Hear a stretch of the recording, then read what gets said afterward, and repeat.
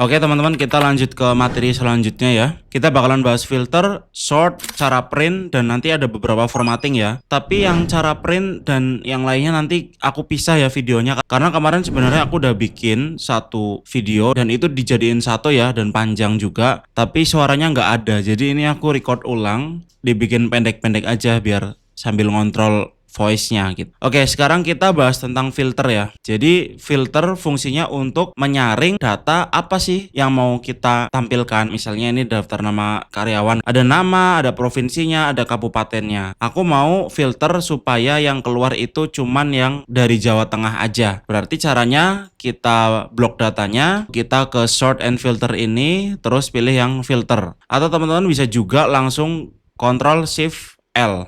Nah, itu shortcutnya. Sekarang teman-teman bisa klik tombol bawah ini. Sekarang pilih siapa aja yang mau ditampilin. Teman-teman mau nampilin nama-nama ini dari daerah mana aja. Misalnya dari DIY dan DKI. Terus habis itu oke. Nah, dia otomatis yang muncul dari DKI sekarang DKJ ya kalau nggak salah. Dan DIY. Oke, terus kalau mau balikin lagi kayak tadi gimana? Klik yang tombol ini, habis itu select all. Atau bisa juga teman-teman ke sort and filter ini, terus habis itu pilih yang clear ini. Teman-teman juga bisa filter berdasarkan warna. Misalnya kolom C4 ini kita kasih warna kuning, kolom C8 ini kita kasih warna merah ya. Nah, terus kita mau filter berdasarkan warna. Kita cari di fill by color ini, terus pilih yang kuning. Nah, otomatis yang muncul yang warna kuning aja tuh. Nah, sekarang tentang sort. Sort itu apa sih? Sort itu fungsinya untuk mengurutkan data. Jadi kalau filter itu buat menyaring data apa yang mau kita tampilkan, kalau sort itu buat mengurutkan data sesuai abjad ya, dari A, B, C dan seterusnya, atau kebalikannya dari Z sampai A. Bisa juga buat mengurutkan angka dari yang terbesar sampai yang terkecil, atau dari yang terkecil sampai yang terbesar. Kita coba mau nge-sort nama ini biar sesuai abjad teman-teman. Jadi kita blok dulu daftar yang mau kita urutin, habis itu kita pilih sort and filter, habis itu pilih sort A to Z. Nah,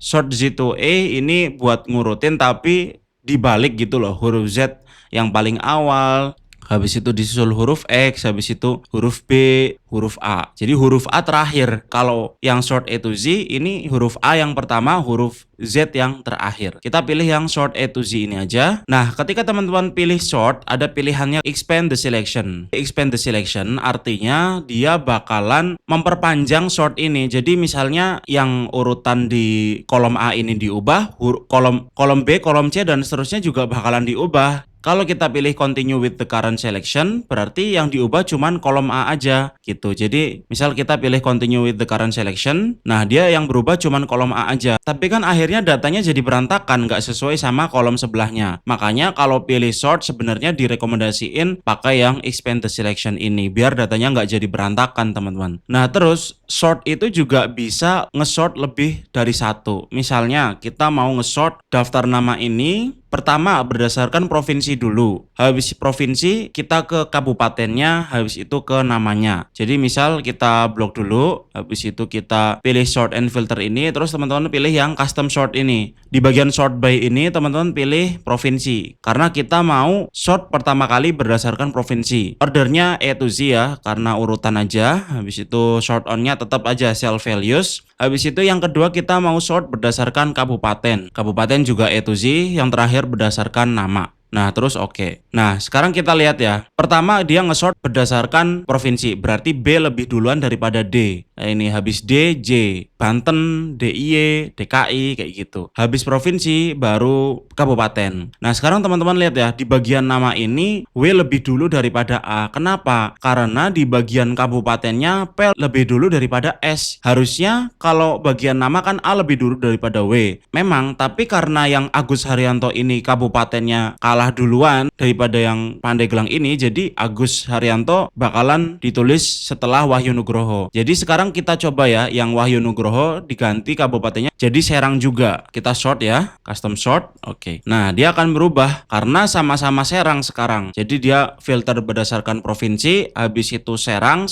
lebih dahulu daripada Tangerang ya, ST gitu. Habis itu baru ke nama Agus, A lebih dulu daripada W. Jadi kita bisa nge-sort tapi bertingkat. Itulah fungsi custom sort. Terus di Excel ada background.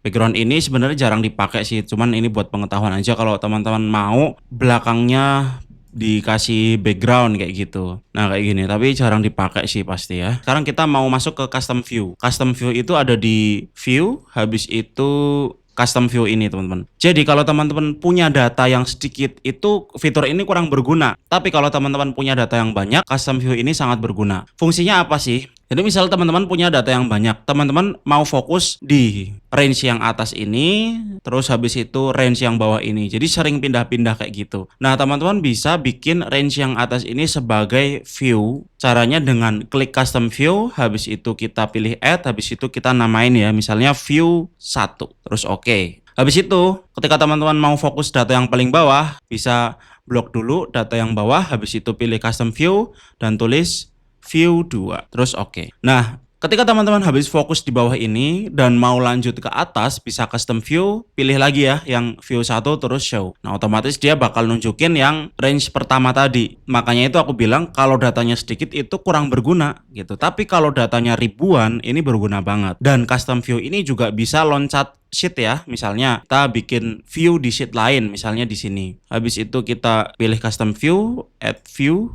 3 ya. Nah, sekarang kita lagi di view 3, tapi kita mau loncat ke view 1 tadi. Kita pilih custom view, habis itu ke view 1. Nah, itu padahal beda sheet ya, jadi tetap bisa. Sekarang aku mau kasih tahu tentang Goto Special ini, teman-teman. Misalnya teman-teman ada data banyak yang kosong ya, dan teman-teman mau mengidentifikasi sebenarnya sel mana sih yang kosong gitu loh. Teman-teman bisa blok dulu datanya, habis itu pilih yang find and select ini, terus Goto Special, terus pilih yang blank. Habis itu oke. Nah, sekarang kita bisa lihat ya yang datanya nggak ada isinya. Caranya kayak gitu teman-teman. Bisa diwarnain misalnya. Jadi kita tahu oh yang ini belum ada tulisannya nih.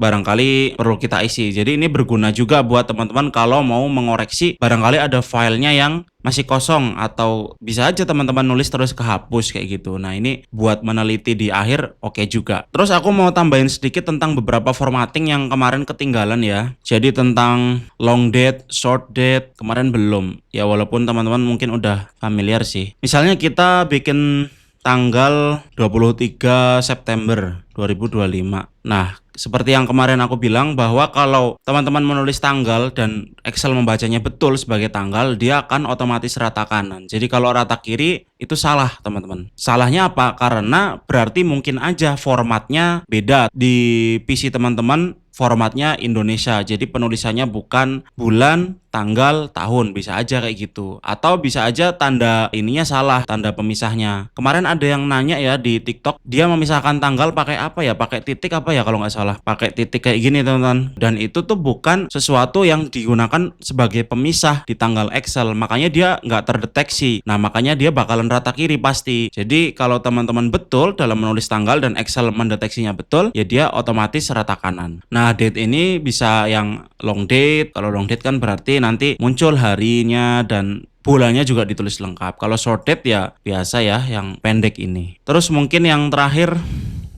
kalau teman-teman punya angka desimal terus mau nyeting berapa angka di belakang koma, bisa pakai yang ini ya, decrease desimal ataupun increase desimal. Untuk semua berkaitan dengan cara ngeprint aku bikin di video terpisah ya, karena kemarin sebenarnya udah bikin di satu video ya itu dan panjang banget, dan waktu udah bikin panjang banget itu ternyata soundnya nggak masuk, jadi lemes juga ya. Jadi mohon maaf kalau kemarin nggak upload karena kemarin udah record sebenarnya, cuman dia soundnya nggak masuk. Oke teman-teman, makasih udah nonton video ini, see you.